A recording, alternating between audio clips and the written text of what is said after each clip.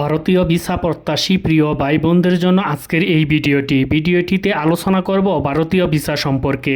ভারতের tourist visa চালু কেমনে এবং কিভাবে, কারা কারা এই ভিসাগুলো পাইবেন, জনসাধারণের জন্য কবে সকল ভিসা চালু হবে, এই বিষয় নিয়ে বাংলাদেশের পররাষ্ট্র উপদেষ্টা তৌহিদ হোসেন কি বলেছেন, বিস্তারিত থাকবে এই ভিডিওতে। তাই ভিডিওটি অনেক গুরুত্বপূর্ণ হতে চলেছে, তাই ভিডিওটি না টেনে সম্পূর্ণ দেখতে থাকুন। নিত্য নতুন এমন ভিডিওর আপডেট পেতে মিস্টেক পয়েন্ট ইউটিউব চ্যানেলটি সাবস্ক্রাইব করে পাশে থাকার বেল আইকনটি অন করে রাখুন, সবার আগে আপডেট নোটিফিকেশন পেয়ে যাবেন। অলরেডি সাবস্ক্রাইব করে থাকলে আপনাকে অসংখ্য ধন্যবাদ। তো চলুন শুরু করি আজকের ভিডিও। মেডিকেল বা জরুরি অবস্থা ছাড়া কোনো ধরনের ভিসাই দিচ্ছে না ভারত সরকার, তাও দিচ্ছে আবার নামমাত্র, মস্কারা ছাড়া আর কিছু নয়। ট্যুরিস্ট ভিসা কারা কারা পাচ্ছে এই আলোচনা করার আগে তো চলুন দেখে আসি পররাষ্ট্র উপদেষ্টা তৌহিদ হোসেন কি বলেছেন সংবাদ সম্মেলন করে। এরকম খবর তো ভারতীয় পক্ষ থেকে দিতে হবে, কারণ ভিসা জটিলতা আমরা সৃষ্টি করিনি।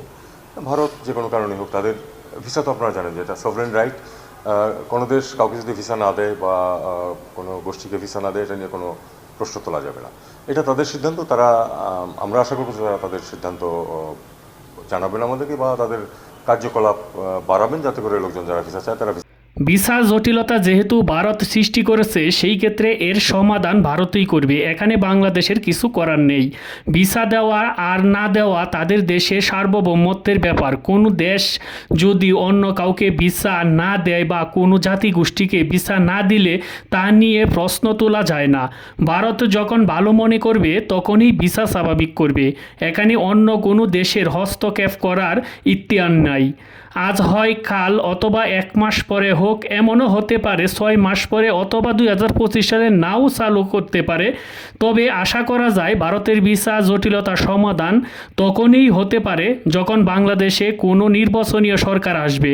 এর আগে সম্ভবত ভিসা জটিলতা স্বাভাবিক হবে না, এটা আমার ব্যক্তিগত ধারণা মাত্র। ভিসা সেন্টারগুলোতে ওটিপি যাচাই নিয়ে যে হয়রানি হতো তা আগের তুলনায় অনেকটাই অপসারণ হয়েছে। আগে SMS যাচাই সহ mobile number check, WhatsApp, imo এবং সেন্ড মানি করা, বিকাশ, নগদ, রকেট নাম্বার রেজিস্ট্রেশন করা ইত্যাদি বিষয় যদি যাচাইয়ের নামে অনেকটাই বিলম্বনায় পড়তে হতো। এগুলো করা হতো শুধুমাত্র দালাল ঠেকানোর জন্য, তারপরেও তো কিন্তু দালাল ঠেকানো যায়নি। এখন আর এত জটিলতা হচ্ছে না, আগের থেকে হয়রানি অনেকটা কমেছে। বর্তমানে দালালের মাধ্যমে অনেকেই অগ্রিম টাকা দিয়ে কন্ট্রাক্টের স্লট নিচ্ছে। যাই হোক, সেই বিষয়টা দিকে না যাই। এখন প্রশ্ন হলো, ট্যুরিস্ট ভিসা কারা কারা পাচ্ছে, আমরা পাচ্ছি না কেন? এমন প্রশ্ন কম বেশি সবারই মনে বাসা বেঁধে আছে।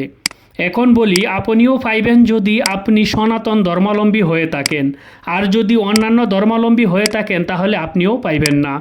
শুধুমাত্র হিন্দুরাই 3 মাসে ট্যুরিস্ট ভিসা পাইবে, সেই ভিসাটাই তীর্থ ভিসা নামেই ইস্যু হচ্ছে। এই বিষয়টাকে কাজে লাগিয়ে অনেক দালালরা বলছে যে ট্যুরিস্ট ভিসা চালু হয়েছে।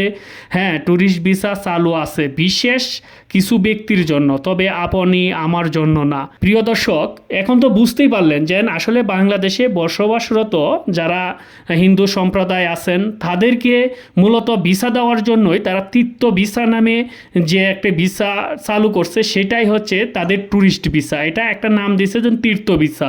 যদি ট্যুরিস্ট ভিসা নাম দেয় তাহলে যে বাংলাদেশে অন্যান্য ধর্মাবলম্বী মানুষ যারা আছেন সবাই কিন্তু সেই ভিসার পাওয়ার যোগ্য, মানে সবাই সেই ভিসা পাইতে প্রত্যাশা করতে পারে এবং সেটার জন্য আবেদন করবে এবং দিতে হবে, বাধ্য দিতে, মানে ভারত সরকার দিতে বাধ্য।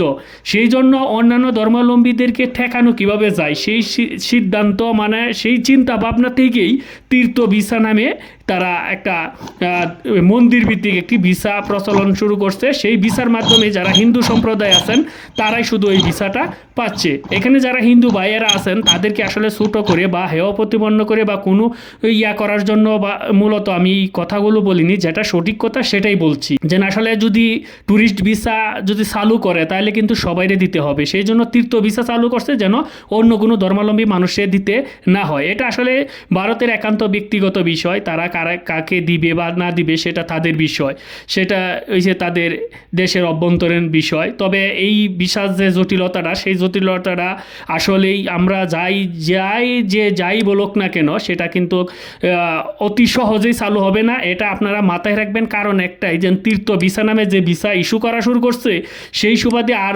ট্যুরিস্ট ভিসা বা নর্মাল সাধারণ মানুষের জন্য ভিসা চালু হবে না, এটা মনে রাখেন। যদি নির্বাচনীয় সরকার না আসা পর্যন্ত আর কোনো ধরনের ভিসা চালু হবে না। কারণ এই তীর্থ ভিসা দিয়েই যে সনাতন ধর্মাবলম্বী যারা আছেন তাদেরকে ভ্রমণের একটা সুযোগ করে দিয়েছেন, যেন তারা যেহেতু ভ্রমণ করতে পারবে, তাইলে আর ভারতের অন্য কারো কোনো প্রয়োজন নাই, বা অন্য কোনো ধর্মাবলম্বী মানুষের ভারতের কোনো প্রয়োজন নেই যেন তাদেরকে ভারতে ভ্রমণ করুক, তাদেরকে সেই সুযোগ সুবিধা দিবে।